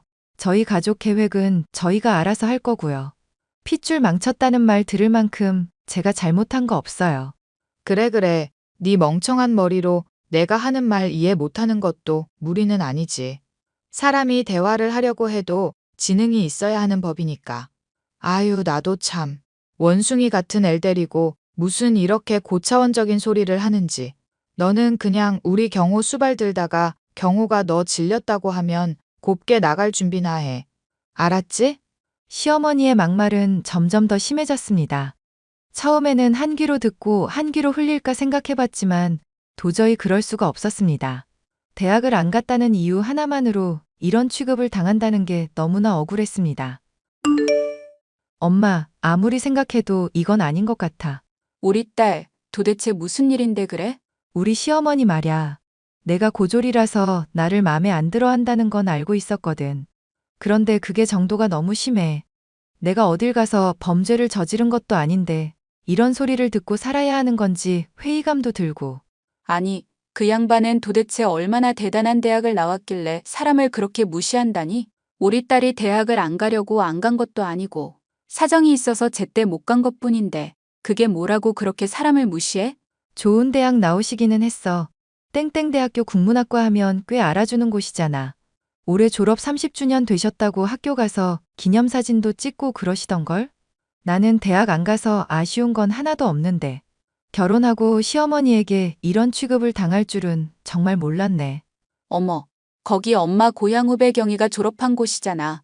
졸업 30주년이면 얼추 나이도 비슷할 것 같은데? 나랑도 친한 그 경희 이모 말야? 아, 맞다. 경희 이모가 국문학과 다녔던 얘기는 자주 해줬는데 왜 그 대학 나온 걸 모르고 있었지? 경희가 어디 가서 그런 걸 자랑하고 다니는 애니? 대학이라는 건 자기가 좋아서 간 것뿐이라면서 학벌로 자기를 평가하는 사람들을 제일로 싫어하는 걸. 오랜만에 경희 이모한테 연락 좀 해봐야겠네. 대학 때 우리 시어머니가 어떤 사람이었는지도 좀 들어보고 싶고. 보나마나 그때도 이렇게 아나무인 잔소리쟁이였을 거야. 이모, 학교 다니실 때 김영순이라는 사람 있었어요? 저희 시어머니인데 학교도 학과도 이모랑 똑같고 졸업 연도도 비슷한 것 같아서요. 너희 시어머니랑 나랑 동문이라고? 신기한 인연이구나. 그런데 영순? 딱히 떠오르는 사람이 없는데? 사진 보시면 아마 아실지도 몰라요. 이게 시어머니가 대학 시절 사진이라면서 보내준 거거든요. 이 사람이 네 시어머니라고? 네, 이제 생각나세요? 아, 생각났어. 그래, 맞아. 본명이 김영순이라고 했었지. 본명이란요? 그럼 시어머니가 대학 다닐 때는 예명을 썼다는 말씀이신가요? 우리 대학 다닐 때 얼굴이 예뻐서 유명한 김혜영이라는 친구가 있었어. 외모도 빼어난데 성격까지 좋아서 우리 과 분위기 메이커였지. 그렇게 수업도 같이 듣고 동아리 활동도 하고 그랬는데 갑자기 학교에 이상한 소문이 도는 거야. 걔가 사실은 우리 학교 학생이 아니라는 거지. 네? 우리도 아닐 거라고 했어. 어떻게 그런 일이 있냐면서. 그런데 학적부를 조사해보니까 김혜영이라는 학생은 없었어. 알고 보니 걔는 그냥 그 근처 고등학교를 졸업한 학생이었는데 우리 대학에 다니고 싶었다는 거야. 그래서 입학식에 나와서 우리랑 인사하고 같이 수업을 듣기 시작했던 거지. 세상에. 그 사람이 저 사진 속의 사람이에요? 그래. 그 이후로 학교가 한바탕 뒤집어졌고 결국은 본인이 모든 걸 시인하더라. 본명은 김영순이고 우리 학교를 너무 좋아해서 그랬다면서 제발 경찰에는 신고하지 말아달라고 펑펑 울더라. 우리야 그 당시에 어리기도 했고 딱히 금전적인 손해를 본 것도 아니니까 유야무야 넘어갔지. 그런데 그 사람이 아직도 우리 학교 졸업생 행세를 하고 있다는 거니? 게다가 네 시어머니라고? 어떻게 이런 일이 있니? 저를 고졸이라고 그렇게 무시하고 업신여기던 시어머니가 사실은 학력을 속여왔다는 것을 알고 너무 놀랐습니다. 저는 적어도 제 학력을 속인 적은 한 번도 없었거든요. 시어머니는 학력을 속이고 결혼한 후에 지금까지도 명문대생인 척 살아왔다는 것을 알게 되자 너무 배신감이 들었습니다. 이번 추석 때 새벽에 와서 음식 준비하고 너는 날 밝기 전에 가거라. 날 밝기 전에 가다니요? 저는 제사 안 드리나요? 우리 집안은 천박한 고졸 따위랑은 겸상 못해. 신성한 제사상에 부정타게 하지 말고 너는 음식만 해놓고 꺼지도록 해. 얼씨구, 그러면 어머님도 같이 나가는 거예요? 어머님도 고졸이잖아요. 뭐? 제가 요 며칠 정말 많은 고민을 했거든요. 어머님 비밀을 지켜드려야 하는지 아니면 밝혀야 하는지. 그런데 어머님이 절대하는 행동을 보니 굳이 제가 어머님 비밀 지켜드릴 이유가 없다는 생각이 들었어요. 어머님 고졸인 거 제가 다 알고 있거든요. 너 그게 무슨 자다가 봉창 두드리는 소리야? 땡땡대학교 국문학과 졸업생인 날 보고 고졸이라니. 저희 엄마 고향 후배 중에 그 학교 나온 분이 계시거든요. 그분이 전부 말씀해 주셨어요. 어머님이 고졸인 거랑 가짜 대학생인 척 사람들을 속이고 다닌 과거까지도요. 아, 아니야. 나는 분명히 그 학교를 우수한 성적으로 졸업한 사람이라고. 거짓말을 너무 오래 하면 자기 자신도 그게 거짓인 줄 모르는 단계까지 가게 된대요. 어머님은 본인이 그 학교 학생이라고 너무 오랫동안 주변을 속이셨어요. 그런데 어쩌죠? 제가 학적부 조사해보니 거기에는 어머님이 그 학교를 다닌 흔적 자체가 없던걸요. 분명히 뭔가 착오가 있는 걸 거야. 제가 조사하는 걸로는 부족할 것 같아서 아버님께 말씀드렸어요. 어머님 학력 조사해보시라고요. 그러니까 괜히 저한테 해명하지 마시고요. 아버님이랑 차분하게 대화해보세요. 야, 너 그걸 내 남편한테 얘기하면 어떡해? 어머님 입으로 그러졌잖아요. 이 집안의 고졸 꼴통은 필요 없다고요. 저야 처음부터 다 밝히고 결혼한 거지만 어머님은 아예 학력을 속이고 결혼한 거니 문제가 되지 않겠어요? 아버님이야말로 이 사실을 분명히 아실 필요가 있다고요. 건방지고 무식한 것. 내가 이 집에서 쫓겨나면 전부 너 때문이야. 네가 다 망쳤어. 제가 아니라 어머님이 망친 거예요. 처음부터 진실되게 살았으면 이런 일 없잖아요. 아니면 최소한 저를 구박하지는 말았어야죠. 도대체 무슨 생각으로 저를 그렇게 업신여기고 무시하신 건지 이해가 되질 않네요. 앞으로의 일은 아버님이랑 잘 의논하세요. 저는 저대로 잘 살 테니까요. 아버님이 어머님의 학력을 조사한 결과 역시 어머님은 대학을 다닌 적이 없는 사람이었습니다. 몇십 년 만에 밝혀진 학력 위조로 인해 저희 집안이 발칵 뒤집어졌죠. 아버님은 그 어떤 가치보다 진실성을 중요하게 여기는 분이었습니다. 신뢰가 깨진 이상 더 이상 결혼 관계를 유지하기가 어렵다면서 이혼까지도 고려하겠다는 말이 나왔죠. 괜히 저 때문에 분란을 일으킨 것 같아 마음이 무겁지만 제가 더 이상 할 수 있는 일이 없는 것 같습니다. 시어머니 본인이 스스로 자초한 일이니 스스로 해결해야겠지요. 이 사연을 들으시는 분들은 부디 자신의 삶에 대해 속이는 일 없이 정직한 삶을 사시길 바라겠습니다. 제 이야기를 들어주셔서 정말 감사합니다.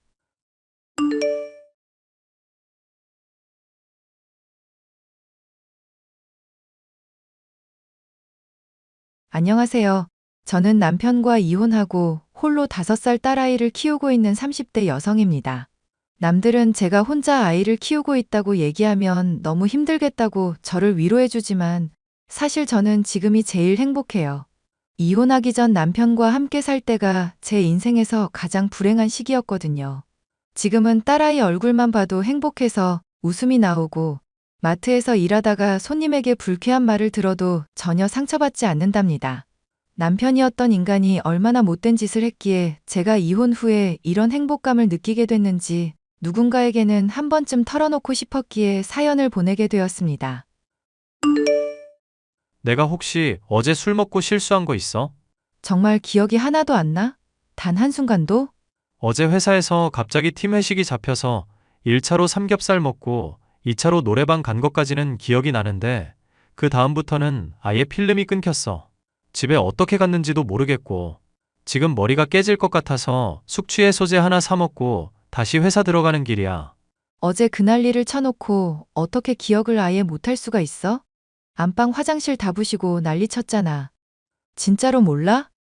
내가 봤을 때 자기 그렇게 취한 것 같지도 않았는데? 그래서 안방 화장실이 그렇게 엉망이었구나. 나 정말 기억이 하나도 안 나. 어떡하지 미안해. 술만 먹으면 완전히 다른 인격이 들어오나 봐. 어제는 나 같은 거 꼴도 보기 싫다고 당장 나가라고 했잖아.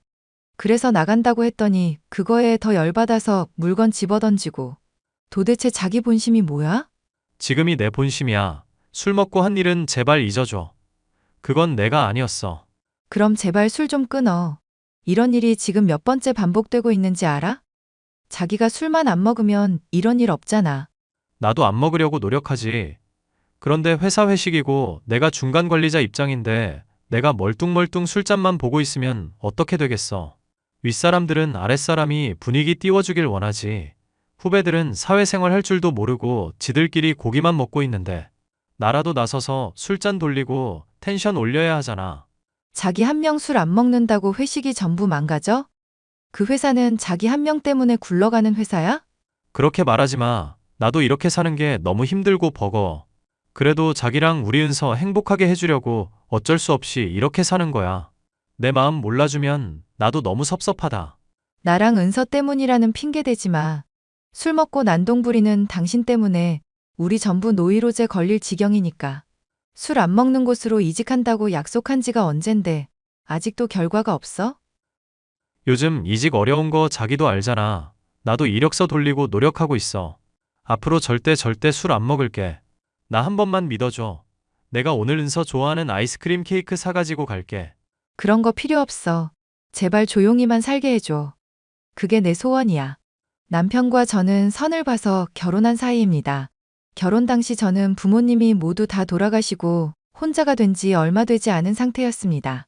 세상에 내 편이 없다는 것이 덜컥 겁이 나 누구라도 만나 결혼해야겠다는 생각이 들어 지금의 남편을 소개받고 결혼한 것이었습니다. 남편도 저에게 특별한 애정이 있는 것 같지는 않았지만 겉으로 보기에 무난한 결혼 생활에 만족하는 듯 싶었습니다. 그런데 남편에게 무슨 심경의 변화가 있었는지 두어 달 전부터 사람이 바뀌었습니다. 평소에는 술을 먹어도 취하지도 않던 사람이 어느 날부터 필름이 끊겼다면서 본인의 주사에 대해 전혀 기억이 안 난다고 했습니다. 게다가 주사는 날로 폭력적으로 변하고 있었습니다. 여보, 오늘 좀 늦네? 저녁 차려놓은 거 다 식겠어. 나 오늘 회식. 그런 말 없었잖아. 몸이 안 좋다고 핑계대고 집에 오면 안 돼? 자기 술 절대 안 먹겠다고 나랑 약속했잖아. 바깥일 하는 사람한테 잔소리 금지. 내가 분명히 경고했는데. 자기 이미 술 마셨구나. 지금이라도 택시 타고 와. 내가 해장국 끓여놓을게, 제발. 잔소리 하지 말라고 했지. 내가 알아서 들어갈 거니까 그 전까지 연락하지 마. 불길한 예감은 틀리지 않았습니다.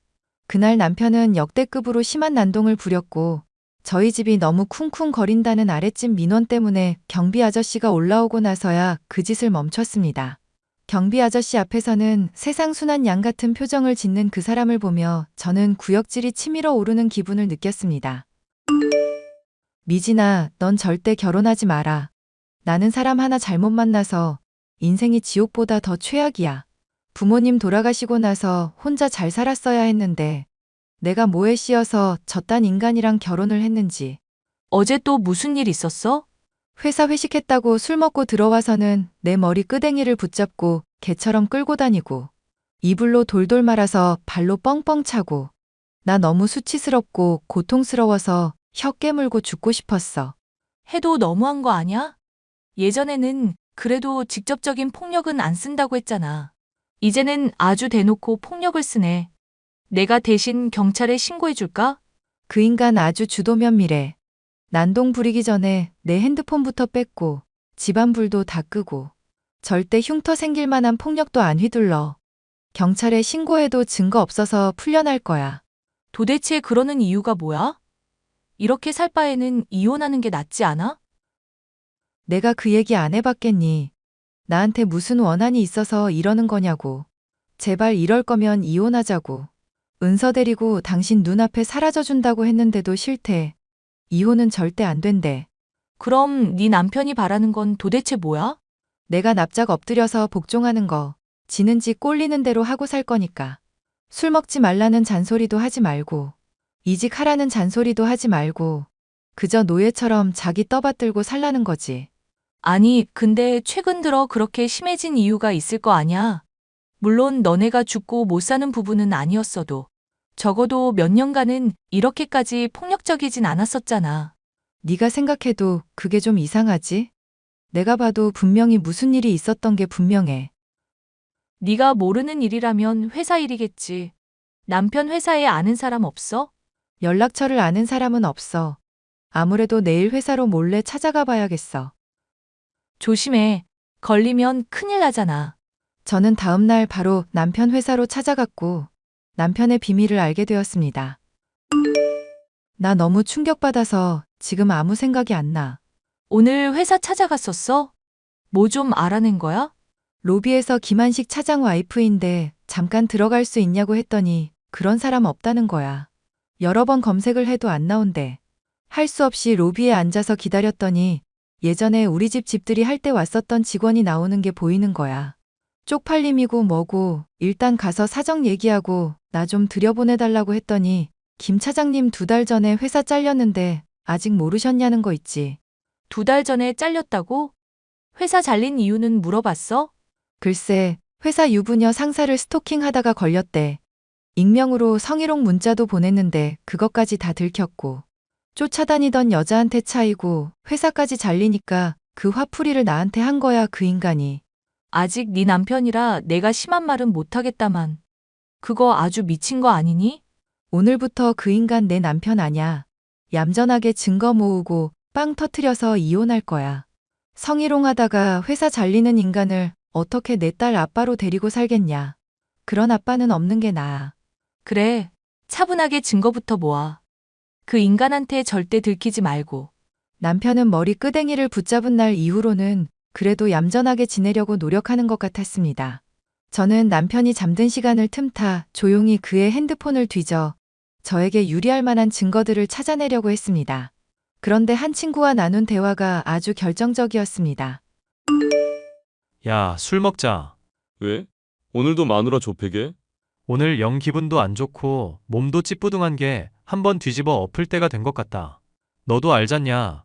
맨정신에 좁혔다가 진짜 이혼당하면 어떡해. 술김에 팼다는 핑계라도 대야지.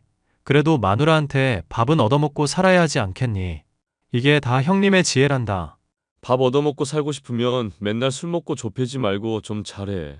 그럼 짜증나는데 누구 저 팰 사람도 없고 어떡하냐. 딸내미도 요즘 날 보는 눈빛이 영 싸가지가 없는 게 지 엄마랑 똑같아. 걔가 나 째려보는 거 보면 대가리 쥐어받고 싶을 때가 한두 번이 아니라니까. 내가 지금은 참는데 몇 년 지나면 걔도 좁혀버리려고. 야, 인간적으로 다른 건들면 안 되는 거 아니냐. 지 엄마랑 똑같아. 사람 짜증나게 하는 거. 걔도 처맞아야 말을 들을 듯. 그렇게 두들겨 패다가 마누라랑 네 딸내미 도망가면 어떡하려고? 내가 다 생각이 있지. 우리 엄마 아빠가 나한텐 비밀로 하는데 모아놓은 돈이 꽤 있는 걸 내가 알고 있거든. 나중에 그 통장 훔쳐서 필리핀 갈 거야. 필리핀? 야, 나도 데려갈 거지? 너 정도면 내가 데려갈 수 있지. 가서 여자 끼고 황제처럼 살아보자. 사나이가 세상에 태어나서 그런 재미도 없으면 사는 게 사는 거냐? 뒤졌다. 난 너만 믿는다. 나도 필리핀 가서 팔자 좀 펴보자. 나랑 필리핀 가고 싶으면 10분 안에 튀어나와라. 빠르게 소주 1병만 원샷 때리고 들어가자. 어차피 나 많이 안 마시는 거 알잖아. 너무 취하면 몸이 힘들어. 적당히 먹고 가서 힘을 써야 다음날 개운하거든. 알겠어. 기다려. 당장 나갈게. 이 문자를 보고 저는 더 이상 남편을 인간으로 대접해줄 필요가 없다고 결론을 내렸습니다. 저한테 난동 부리는 건 참을 수 있어도 딸한테 피해가 가는 건 절대 참을 수 없기에 바로 행동에 나서야 했습니다. 어머니, 전데요. 그래, 아가. 본론부터 말할게요. 저 아범이랑 이혼할 거예요. 갑자기 이혼을 하겠다니. 부부싸움은 칼로 물베기야. 그렇게 함부로 이혼 얘기 꺼내는 거 아냐. 부부싸움이 아니라요. 그 인간한테서 제발 멀어지고 싶어서 그래요. 그 인간 회사 상사를 스토킹하고 성희롱하다가 회사에서 잘렸고요. 2달째 백수 생활하면서도 저한테는 말도 안 하고 술 처먹고 놀러 다니는 인간이에요. 우리 한식이가 성희롱으로 회사에서 잘려? 그것뿐만이 아니에요. 지 화풀이 한다고 일부러 술 처먹고 들어와서 저 때리고 협박한 게 한두 번이 아니에요. 전부 다 기억하면서 술 때문에 기억 안 나는 척 발뺌까지 한다니까요. 저 더 이상 이 결혼 관계 유지할 수 없어요. 네가 한 얘기가 너무 갑작스러워서 나는 믿을 수가 없구나. 한식이랑 얘기를 해봐야겠어. 저 소송해서라도 그 인간이랑 이혼할 거예요. 만약에 위자료랑 양육비 안 주면 인터넷에 그 인간 신상 정보랑 성희롱 증거, 폭력 증거 다 올려서 더 이상 한국 사회에서 얼굴 들고 못 다니게 만들 거예요. 저만 이렇게 당하고 피해 입고 아무 보상도 못 받은 채로 살 수는 없어요. 인터넷이라니. 거기에 올리면 우리 한식이는 어떻게 살라고. 우리 한식이가 너한테 좀 잘못했기로써니. 사람들한테 그렇게 손가락질 받을 애는 아냐. 어머님, 이 대화 한번 보시겠어요? 이 사람 저한테만 못되게 구는 게 아니에요. 피가 섞인지 친딸도 좁히고 싶다는 인간이고요. 어머님, 아버님이 가진 재산까지 훔치려고 한다고요. 우리가 가진 돈 얘기는 한식이한테 한 적이 없는데. 그 인간이 분명 한밤중에 몰래 집안 뒤졌을 거예요. 그런 거 잘하거든요. 어머님도 어느 날 갑자기 그 인간한테 뒤통수 맞지 마시고요. 미리 준비하시는 게 좋아요. 그 인간 보기보다 훨씬 더 용의주도하고 질 떨어지는 인간이에요. 시어머니와 길고 긴 대화를 나눈 그날 밤, 아무것도 모르는 남편은 또 회사 회식이라는 거짓말을 하며 술을 먹는다고 저를 협박했습니다. 내가 이 시간까지 안 들어갔는데 왜 어디냐고 물어보지도 않아? 이제 투명인간 취급하는 거냐? 물어보면 뭐 하겠어. 이 시간까지 안 들어오는 거면 또 술 먹고 있는 거겠지. 잘하네. 오늘은 새 골프채 장만한 기념으로 한잔하고 있지. 이거 봐. 죽이지? 골프도 안 치면서 왜 골프채를 사? 골프로 골프공만 치는 줄 아냐? 사람에 따라 다용도로 쓸모가 있거든. 예를 들면 남편을 투명인간 취급하는 못된 마누라를 풀스윙으로 날려버린다든지. 그걸로 날 때리겠다고 협박하는 거야? 앞으로 네가 하는 모든 행동, 모든 말 전부 다 조심해. 내 심기 조금이라도 건드리면 골프채로 맞는 거야. 알아들었어? 아주 신나 죽겠네. 이왕 때릴 거면 증거 남게 더 세게 때려주라. 이혼 소송에 폭행 소송까지 같이 걸어버리게. 위자료에 깽값까지 받아서 나 돈방석에 앉는 거 아닌가 모르겠네. 뭐야, 너 미쳤냐? 골프채 보고도 겁도 안 나? 나는 잘못한 게 하나도 없는데 겁이 왜 나. 잘못한 인간이 겁 나겠지. 지금 나 협박하냐? 나 너랑 이혼할 거야. 네가 싫다고 해도 상관없어. 소송하면 되니까. 내가 잘못한 게 없는데 이혼 소송이 될 것 같냐? 너같이 매일매일 바깥이라는 남편한테 12조로 잔소리하는 거야말로 이혼 유책 사유라는 생각은 안 드냐? 네가 나한테 위자료 물어내야 돼, 이 멍청아. 네가 술 처먹고 들어와서 나 두들겨 팬 건 잘못이 아니고? 나 기억 안 나거든.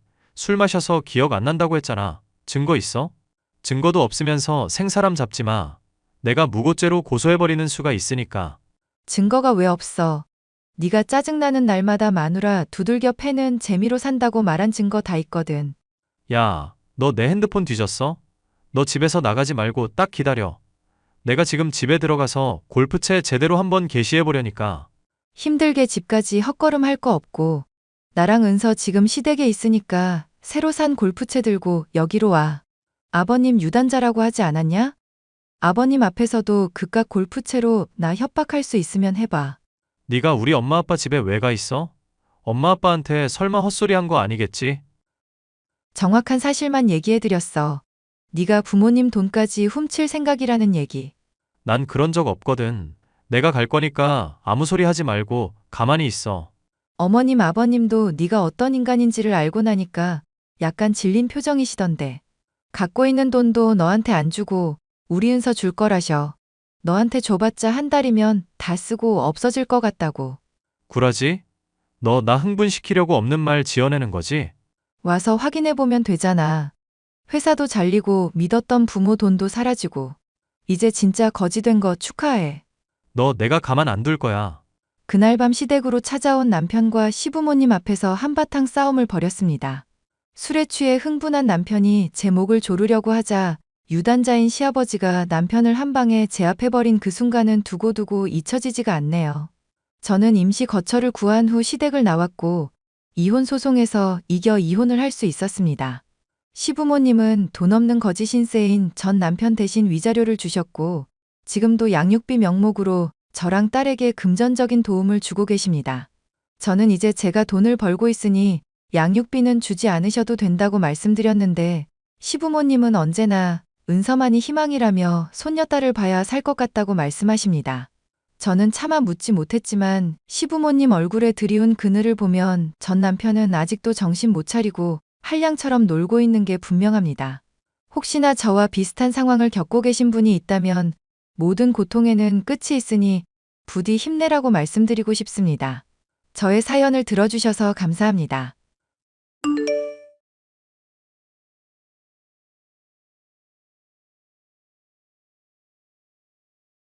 안녕하세요. 저는 서초구에서 키즈 카페를 운영하고 있는 50대 후반 여성입니다. 인생을 살면서 남편 복, 자식 복 등 여러 복이 있는데 저는 남편 복이 유독 없던 사람입니다. 아이들이 어릴 때 남편이 암으로 일찍 죽었거든요. 여자 혼자 아이 둘을 키운다는 게 쉬운 일은 아니었는데 그나마 다행이었던 건 부유했던 친정으로부터 물려받은 재산이 제법 되었다는 겁니다. 그 당시 구하기 힘든 베이비시터를 고용해서 아이들을 돌봤고 가진 돈으로 부동산 투자와 주식을 했는데 성공을 거두며 50억 자산가가 되었죠. 아빠는 없지만 남들에게 기죽지 않게 해줄 거 다 해주고 풍족하게 키울 수 있었습니다. 그런데 자식들 다 키우고 보니 제가 자식복도 은근히 없는 것 같더라고요. 다 키웠는데 무슨 말이냐고요? 제 사연 들어보면 그럴 만도 하겠다 싶으실 겁니다. 그럼 과거의 시점으로 돌아가 본격적으로 제 이야기를 해드리겠습니다. 저에게는 2명의 아들이 있습니다. 말하기 부끄럽지만 큰아들은 직업 없는 한량백수예요.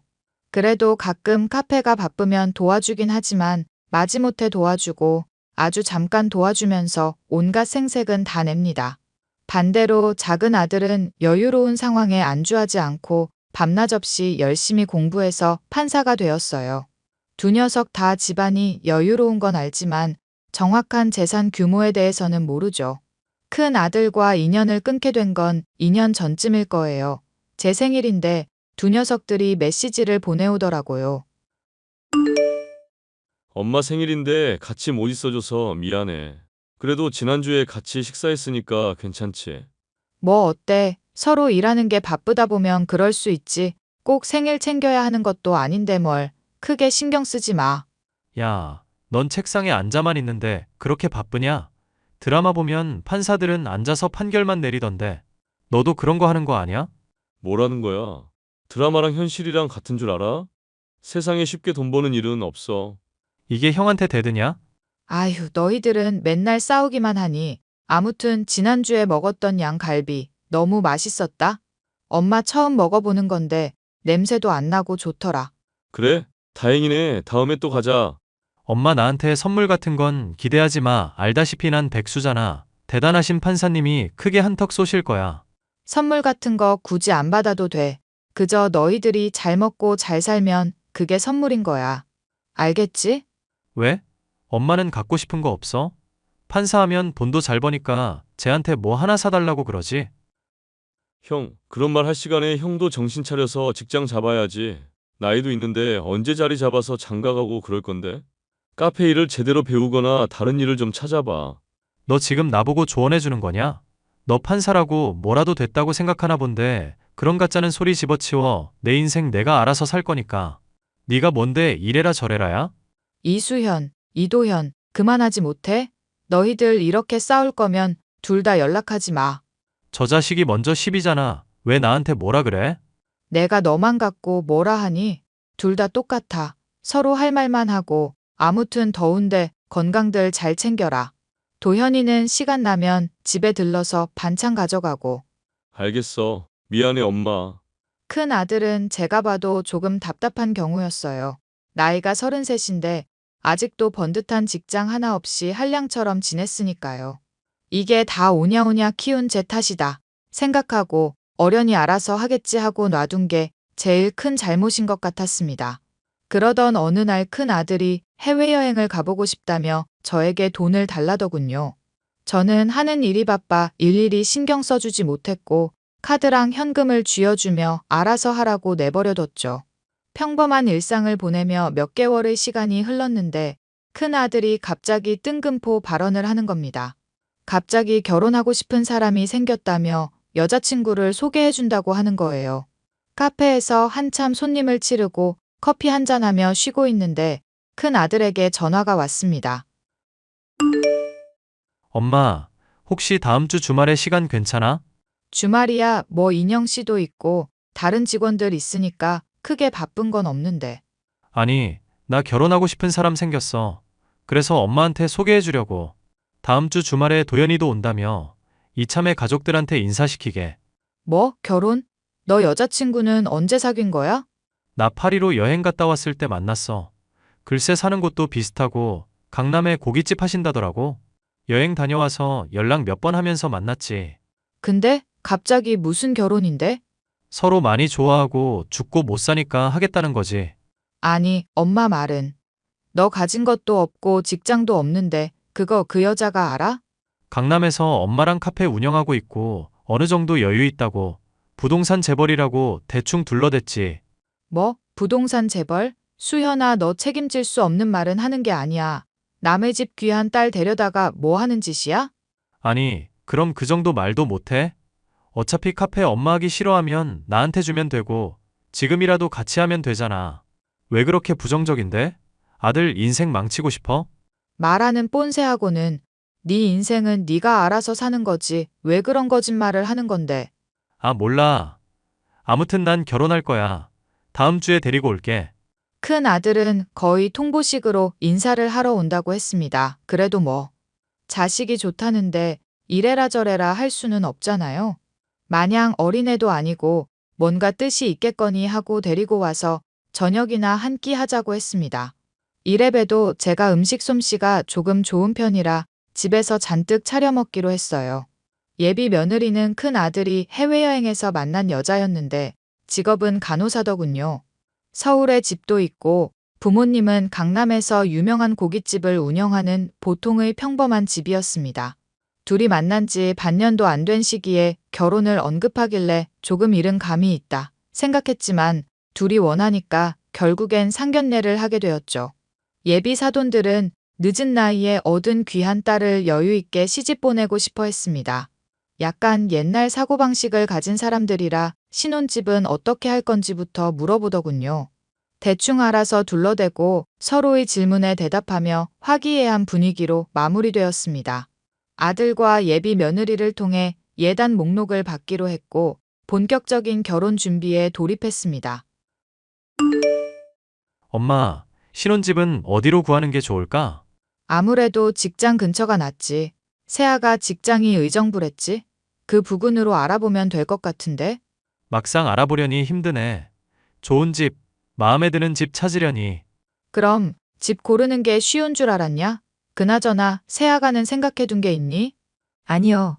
직장이랑 가까우면 좋을 것 같아요. 매번 늦지 않게 갈 수 있고 긴급 상황이면 바로 달려갈 수 있으니까요. 그렇지? 그래서 내가 알아본 게 있는데 병원 바로 근처더라고. 시세는 3억 정도 하는데 지어진 지 10년 조금 넘었어. 근데 워낙 브랜드라 리모델링하면 사는데 지장은 없을 거야. 신축도 아니고 10년이 넘은 아파트라고? 그래, 그 아파트가 위치도 좋고 요즘 교통편도 발달해서 강남도 1시간이면 온단다. 에이, 그래도 집은 신축 아파트는 사줘야지. 다시 알아봐주면 안 돼? 자기야, 어머니가 신경 써주신 건데 그렇게 말하면 안 되는 거지. 선뜻 집 알아봐 주시고 해결해 주시는 게 얼마나 감사한 일인지 모르지? 자기야, 갑자기 왜 그래? 말이 그렇잖아. 어머니가 한두 푼도 아니고 집 알아봐 주시는 건데. 원래 그거 다 우리가 해야 하는 거잖아. 어머니가 그만큼 도움 주시면 감사하다. 한마디만 하면 되지. 뭘 이것저것 따져? 미안해. 나는 그런 뜻이 아니었는데. 어머니 속상하게 하지 마. 그리고 신축이면 어떻고 오래된 아파트면 어떤데? 우리가 먹고 자고 싸고 생활할 곳인데 대강 정리하면서 잘 꾸미고 살면 되는 거지. 어머니한테 죄송하다고 해. 엄마, 미안해. 기분 나쁘라고 한 소리는 아닌데. 아니다. 그럴 수 있지. 결혼하는 거 며느리에게 아낌없이 잘 챙겨주고 싶었고, 제가 시집 올 때 받은 금 목걸이 세트를 녹여 새로 반지로 만들어주기로 했어요. 큰 아들은 결혼 선물로 차를 선물해달라고 조르기 시작했습니다. 이왕 돈 쓰는 거 좀 더 써서 자기도 챙겨달라 이거죠. 예비 사돈들과도 따로 날 잡아서 커피 한잔 하기로 하고 며칠 뒤 만나 이야기를 나누게 되었습니다. 직장 근처로 신혼집을 얻어줄 생각이라 하니 연신 고맙다고 감사 인사를 전하더군요. 거기까진 좋았습니다. 그런데 갑자기 강남의 아파트로 다시 알아보면 안 되냐는 말을 하는 겁니다. 이미 신혼집을 구매해서 어렵다고 말했더니 표정이 싹 변하면서 귀한 딸 그런 거지 같은 아파트에 살게 하기 싫다는 거예요. 저는 순간 빈정이 상해 함부로 말하는 거 아니라고 쏴붙이고는 이 결혼 다시 생각해보자 했습니다. 솔직히 신혼집 사는데 돈 한 푼 안 보탰으면 그대로 따라와줘야 하는 거 아닌가요? 의견을 제시했어도 진작에 했어야 하는 게 맞고요. 하지만 큰 아들은 결혼이 못하게 될까봐 저에게 소리를 치기 시작했습니다. 전화가 와서는 대뜸 화부터 내더라고요. 아니, 엄마, 내가 거지도 아니고 3억이 뭐야 환갑이 다 돼가는데 3억짜리 집밖에 못 해줘? 이왕 해주는 거 좀 통 크게 하라니까. 아니, 각자 형편에 맞춰야지. 우리가 무슨 재벌가니? 너 재벌이야? 아니, 내 말은 우리가 여유가 있으니까 조금 더 해도 되지 않냐 이 말이지. 말 같지도 않은 소리 하지 마. 내가 안 따지려고 했는데 집에 살 때 돈 한 푼 보탰어? 그리고 네가 가진 게 뭐 있니? 다 엄마 돈으로 하는 거잖아. 물론 엄마 죽으면 너희들한테 그대로 상속되겠지. 아니, 왜 그런 식으로 이야기를 해? 내 이야기의 요점을 모르겠어? 엄마는 모르겠다. 몇 억씩 써가면서 이런 싫은 소리나 듣고 있고. 결혼이 네 집 애들 장난도 아니고 말이야. 적어도 염치라는 게 있어야지. 염치? 엄마 너무한 거 아니야? 말도 못해?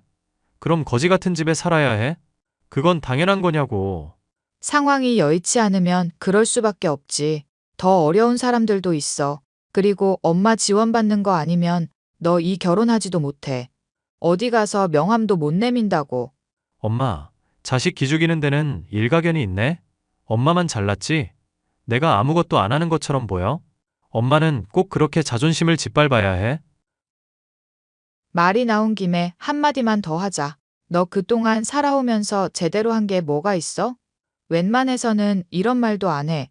네 동생 보고 아무런 생각도 안 드니? 넌 내 돈으로 그냥 평생 먹고 자고 싸기만 할 거야? 아니, 왜 도연이 그 자식 얘기를 해? 걔는 걔고 나는 나지. 그리고 이왕 물려줄 재산 그냥 먼저 준다. 생각하고 통 크게 쏘면 안 되는 거야? 다 필요 없고 이 결혼 다시 생각해라. 어느 한쪽이 기우는 결혼은 하는 게 아니야. 네가 돈이 많은 게 아니라 내가 많은 거고 그쪽에서 너무 많은 걸 바라는 것 같구나. 그렇게 큰 아들은 잔뜩 삐쳐서는 한동안 연락도 안 하더라고요. 예비 며느리 쪽에는 어떻게 이야기를 했는지 모르겠지만 마찬가지로 아무 말도 없었습니다. 그렇게 저는 제 할 일 하며 시간을 보냈어요. 그리고 제 소유 다른 건물에 식당을 오픈하고 싶어 한다며 손님이 왔는데 일이 바빠 부동산 사장님이 대신 상담을 했습니다. 그런데 알고 보니 그 손님이 예비 사돈들인 거예요. 그런데 부동산 사장님이 심각한 표정으로 이상한 말을 하는 겁니다. 제 이름을 들먹거리며 카페 이야기도 하고 재산 이야기를 하는데 제가 돈 많아 보이니 적당히 등골 빼먹자는 말을 했다는 거 아니겠어요? 투자금 받아서 가게 오픈하면 그럴듯하지 않겠냐며 작당 모의까지 했다길래 기가 막혔습니다. 몇십 년 동안 부동산 투자하면서 거래해온 곳이라 거짓말을 할 사람은 아니었거든요. 혼수도 예단도 해달라는 대로 다 해주고 신혼집도 덜컥 사주는 거 보니 대충 재산이 많다고 판단을 했나 봅니다. 저는 찜찜한 기분에 예비 며느리에 대한 뒷조사를 했어요. 아주 대단한 집안이더군요. 병원에서 간호사로 일하는 것도 거짓말, 서울에 자가를 보유하고 있다는 것도 거짓말. 예비 사돈들도 고깃집을 운영하는 게 아니라 거기서 각각 서빙, 쑥 굽는 일을 하는 거였고요. 뭐 하나 제대로 된 게 없는 집안이었습니다. 그리고 큰 아들을 통해 돈을 자꾸 빼돌리며 자기들 호의호식하는 데 썼고요. 모든 증거를 가지고 큰 아들에게 말해주려는데 큰 아들이 오랜만에 연락 와서는 돈을 요구하더라고요. 엄마, 난 도저히 이해가 안 돼. 엄마 돈도 많으면서 왜 이렇게 짠순이같이 굴어? 뭐라고? 넌 오랜만에 연락 와서 한다는 소리가 겨우 그거야? 잘못했다는 게 아니라? 내가 뭘 잘못했는데? 좋은 집 살아보겠다는 게 잘못이야? 아들이 행복한 게 싫어? 말은 제대로 해라. 좋은 집 살아보겠다는 게 아니라 내 돈으로 호의호식하겠다는 거지. 네 돈이 아니잖아. 누누이 말하지만 네 돈이 아니야. 아, 그놈의 돈. 살면서 제대로 된 직장 갖고 어느 정도 생활이 안정되면 그때 가서 여윳돈 주는 거 생각해 볼게. 아무리 생각해도 그냥 주는 건 아니야. 10,000원 벌기가 얼마나 힘든지 알아? 네가 아무 생각 없이 가만히 앉아서 돈 생기길 바라면 그건 정말 잘못된 거야. 누군가는 고생해서 피땀 흘려버는데 너는 날로 먹으려 하는 거잖아. 엄마, 말은 잘한다? 정말 너무한 거 아니야? 진짜 그러다가 나랑 인연 끊고 내가 안 보고 살겠다 하면 엄마가 더 속상하지 않을까? 너 말 다 했니? 저번에 외제차까지 뽑아줬잖아. 지금까지 내가 몇 억을 썼는데 고마운 줄 몰라? 너 나한테 고맙다고 말한 적 있어? 키워준 걸로도 나는 다 한 거야. 너는 뭐 했니? 아이씨, 이래서 부모 잘 만나야 되는 건데 쥐뿔도 없는 집안에서 태어나가지고. 쥐뿔도 없어? 너 말 다 했어? 사실이잖아. 그러니까 아무것도 안 해주지. 내 말이 틀렸어? 그래, 그렇게 생각해. 앞으로 너는 내 아들 아니다. 그딴 년한테 눈 멀어서 패가망신 시키려는 사람이 바로 내 눈앞에 있었네. 뭐? 엄마 너무하네. 너무해도 어쩔 수 없어. 너는 살면서 정신 좀 차려야 돼. 이 시간 이후로 너는 내 아들 아니니까 어디 가서 뭘 하든지 말든지 알아서 해. 외제차? 일시불로 사줬으니까 그거 팔던지 갖고 있던지 너 알아서 하고 난 이 결혼이고 뭐고 모르겠다. 그리고 내 남은 재산은 사회에 환원해야겠네. 50억인데. 뭐? 엄마. 저는 그 길로 독한 마음을 먹고 큰 아들의 연락처를 차단해버렸습니다. 30년 넘게 키워주면서 고맙다는 말 단 한마디 들어본 적 없어요. 그리고 제가 가진 모든 증거를 예비 사돈들에게 들이밀며 지금이라도 정중하게 사과하고 받아간 예물 그대로 돌려주면 없던 일로 하겠다며 타일렀습니다. 하지만 이미 받은 것도 다 현금화해서 자기들 쓰고 싶은데 다 써버렸더라고요. 큰 아들 시켜서 이래저래 저한테 돈을 더 뜯어내려는 심산이었고요. 예비 사돈들을 사기죄로 고소했고 큰 아들은 정신 차리면 돌아오라며 매몰차게 내쫓아버렸습니다.